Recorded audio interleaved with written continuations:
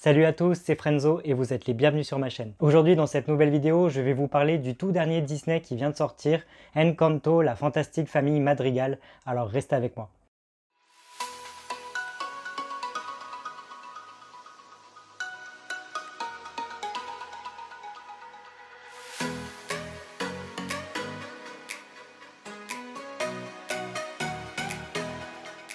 Encanto, la fantastique famille Madrigal est le 60e animé des studios Disney. Il vient tout juste de sortir au cinéma et il est réalisé entre autres par Jared Bush, Charis Castro et Byron Howard, à qui on doit Zootopie, Réponse ou encore Volt pour ne citer que. Les chansons sont signées Lin-Manuel Miranda, une figure emblématique de Broadway, qu'on a pu voir récemment dans Le Retour de Mary Poppins et qui crée énormément de musique en plus de savoir jouer et de prêter sa voix à des longs métrages. En parlant justement des chansons d'Encanto, vous les retrouverez en barre d'infos de cette vidéo, je vous mets tous les liens YouTube pour accéder aux chansons, en français particulièrement, donc n'hésitez pas à aller voir. Mais avant de vous parler du dessin animé, sachez que si vous allez au cinéma le voir, juste avant la projection du film, vous aurez un petit court-métrage qui s'intitule Far From the Tree, et qui est vraiment très touchant. C'est un tout petit dessin animé de 5-10 minutes qui met en scène des ratons laveurs, et c'est vraiment très bien fait. On a presque l'impression de voir les dessins d'avant, des premiers dessins animés.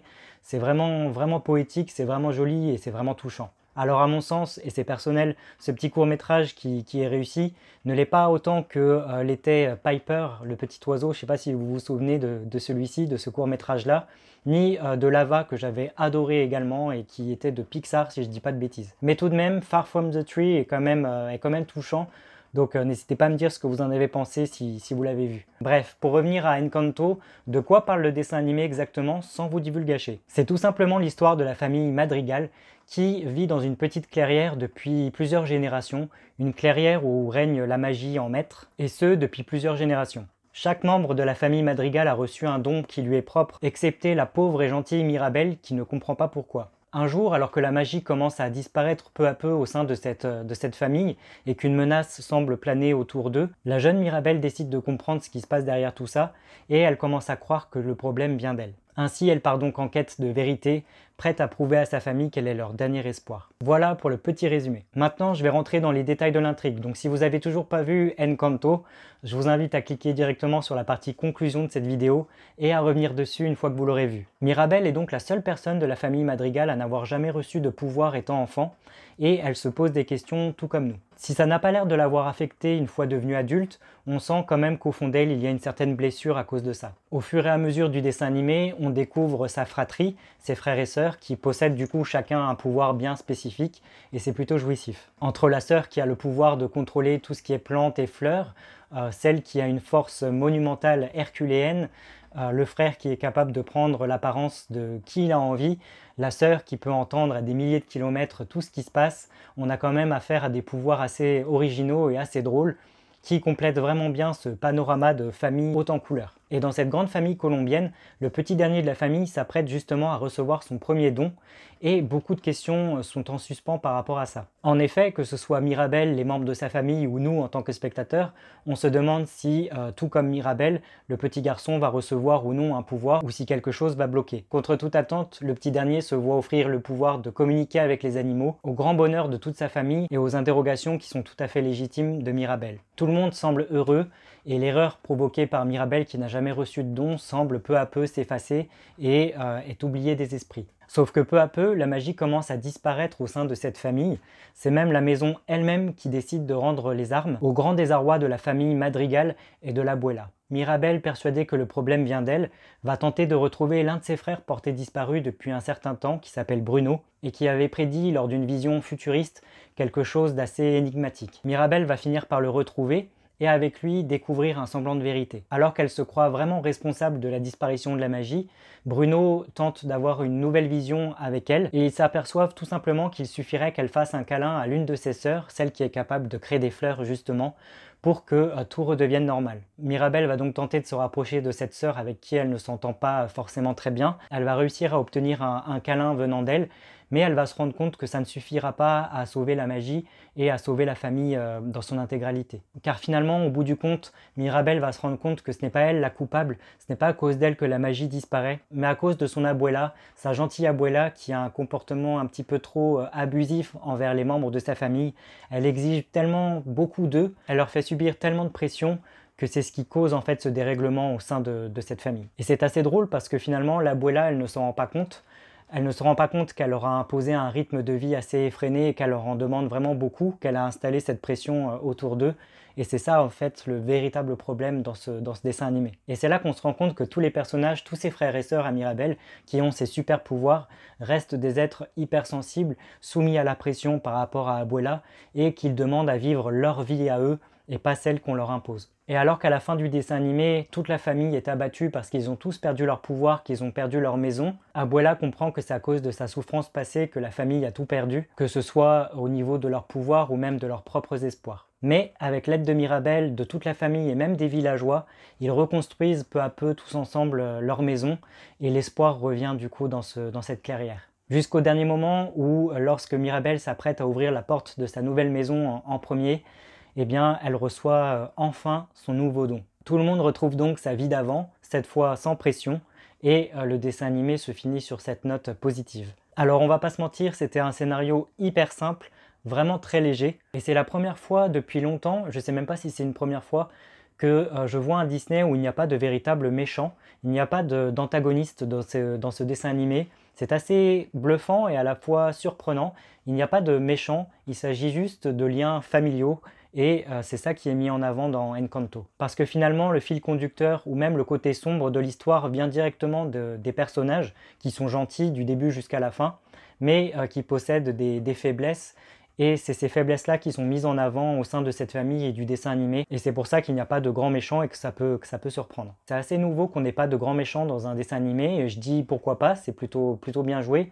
Après, c'est vrai que je me pose un peu des questions au niveau du scénario. On peut vite avoir l'impression qu'il se passe finalement pas grand-chose au niveau de l'intrigue. Et on a l'impression qu'il manque juste un tout petit quelque chose pour que ce soit vraiment un super dessin animé qui arrive à se démarquer des autres. La fin, justement, à mon sens, est un petit peu abrupte. Ça se finit un petit peu trop rapidement et d'un point de vue personnel, j'ai pas aimé la conclusion. Je crois sincèrement que j'aurais vraiment adoré le message du film si à la toute fin, au lieu que la magie revienne, eh bien la famille Madrigal reste une famille normale, mais soudée par leur amour et par leurs liens. Et j'aurais vraiment adoré que la magie ne revienne pas tout simplement pour qu'on puisse encore plus s'identifier à cette famille de façon normale et qu'on comprenne qu'ils n'aient pas besoin d'être extraordinaires pour l'être. Car le fil conducteur de ce dessin animé, c'est vraiment ces liens familiaux, comme je le disais.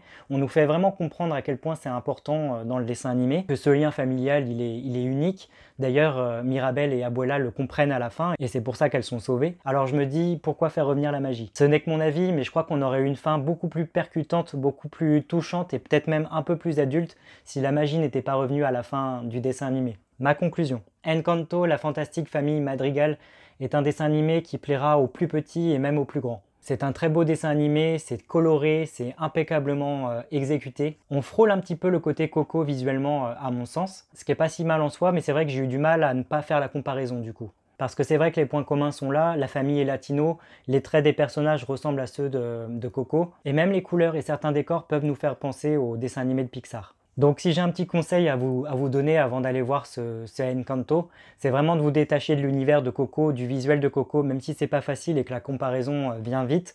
Il faut essayer de pas trop y penser pour vraiment profiter de ce dessin animé et éviter une comparaison qui ne serait pas méritée. Parce que pour le coup, si on compare à Coco qui était vraiment génialissime, vous risqueriez de trouver Encanto un peu fade à côté de celui-ci. Alors vraiment, je vous conseille de ne pas les comparer de trop. Après, si j'ai pas ressenti cette émotion que j'avais lors d'autres Disney comme Coco, j'ai quand même passé un très très bon moment devant Encanto. C'était vraiment une jolie réussite. Les personnages sont touchants, l'héroïne principale Mirabel est extrêmement attachante, on peut tous s'identifier à elle.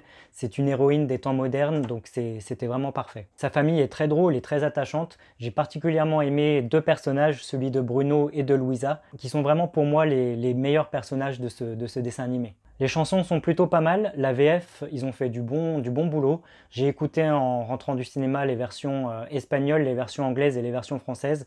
Et moi j'aime beaucoup les chansons françaises dans les Disney. Donc je tenais vraiment à réécouter les chansons en rentrant chez moi et je trouve que oui, ils ont fait du bon boulot. Même si j'ai un petit reproche à faire, mais vraiment tout petit, c'est que par moments, les chansons, ça chante tellement vite, c'est tellement rapide qu'on comprend pas tout à fait les paroles et je me dis que pour les plus petits, ça doit pas être évident. Mais bon, je me dis que rythme latino oblige. Si là aussi je me suis pas attaché à toutes les chansons comme ce fut le cas, je prends l'exemple encore une fois, même si je dis qu'il faut pas comparer, mais avec Coco, où là, au cinéma, je suis tombé amoureux de chaque chanson, chaque morceau. Ça n'a pas été le cas durant Encanto, à part 2 chansons que j'ai eues en tête en sortant du cinéma, ce qui était très bon signe. Je trouve que c'est là une preuve de réussite. Après seulement une écoute, avoir 2 chansons en tête, ça prouve que côté musical, on s'en sort plutôt bien. Je vais vous parler des 2 chansons que j'ai retenues et que j'ai adorées durant cette séance. Il y a Ne parlons pas de Bruno, qui est une chanson absolument magnifique et entraînante. Peu importe la langue dans laquelle vous l'écoutez, elle est juste sublime cette chanson. Je l'ai encore en tête là au moment où je fais cette vidéo là. Mais il y a aussi la chanson Sous les apparences, chantée par Louisa, la sœur de Mirabel justement, qui est une superbe chanson et qui reste bien en tête également. J'ai un peu été moins fan quand les chansons étaient interprétées par l'héroïne principale. J'ai aimé toutes les autres chansons qui étaient interprétées par les membres de sa famille, mais peut-être qu'en écoutant au fur et à mesure d'autres morceaux, en les rejoignant dans mes oreilles, peut-être que je finirai par aimer d'autres chansons, je me le souhaite. En tout cas, ces 2 morceaux que je viens de vous citer, Ne parlons pas de Bruno et Sous les apparences, c'est vraiment mes chansons préférées pour le moment. On retrouve aussi des chansons latines directement dans la version française. Pour être honnête, je pensais qu'il s'agissait du chanteur Alvaro Soler. Et en rentrant chez moi, je me suis aperçu que c'était le chanteur Sébastien Yatra qui chantait en fait durant le film. Mais je me suis aussi aperçu qu'Alvaro Soler chantait des chansons du film. Je suis donc incapable de vous dire qui j'ai entendu durant ma séance, durant cette version française, si les chansons latines qui étaient chantées par Sébastien Yatra ou Alvaro Soler. Si vous avez la réponse, n'hésitez pas à me le dire en commentaire, je serais vraiment curieux de le savoir. Bref, on a quand même une bande originale plutôt pas mal pour ce dessin animé Encanto, donc je vous la conseille vivement, et je pense qu'avec pas mal de réécoutes, on peut trouver là une super BO. Le scénario, comme je le disais dans la partie où je divulgage de cette vidéo, je l'ai trouvé assez léger. L'histoire en elle-même, elle est simple, elle est même très simple, et les quelques questions que l'on se pose, les quelques mystères qui sont sous notre nez, ne trouvent pas forcément de réponse à la fin du dessin animé. Il ne s'agit ni plus ni moins d'une histoire familiale, de liens entre frères et sœurs et de famille, comme je le disais, une histoire de sentiments, etc., mais rien de plus. Et c'est vrai que, autre petit bémol que je pourrais dire par rapport à Encanto, c'est que j'en attendais peut-être un peu plus d'enjeux, un peu plus de réflexion, un peu plus d'explications sur le rare fil d'intrigue que nous avons, et peut-être un chouïa plus d'émotion. Et c'est vrai que du coup, j'attends que Disney prenne un peu plus de risques pour leur prochain dessin animé. J'espère être un peu plus surpris que je ne l'ai été là lors de ce dessin animé. Mais c'était quand même réussi et très plaisant. On ressort du cinéma en étant vraiment très content, le sourire aux lèvres, ça nous met de bonne humeur et que demander de plus. Le temps est passé super vite, je me suis pas ennuyé du début à la fin. Encore une fois, c'était coloré, c'était chantant, c'était positif, donc vraiment très agréable. Donc évidemment, je vous le recommande à 100%. Et vous alors, qu'avez-vous pensé d'Encanto? Est-ce que vous allez le voir? Est-ce que vous l'avez vu? N'hésitez pas à me dire en commentaire ce que vous en avez pensé, ce que vous avez pensé de l'intrigue, des chansons, des personnages, etc. Si cette vidéo vous a plu, n'hésitez pas à la liker, à la partager, à la commenter et bien sûr à vous abonner à ma chaîne pour ne pas manquer mes autres critiques à venir, que ce soit des critiques littéraires, de films, de séries ou d'autres choses. Et en attendant, moi je vous dis à très bientôt, prenez bien soin de vous. Ciao!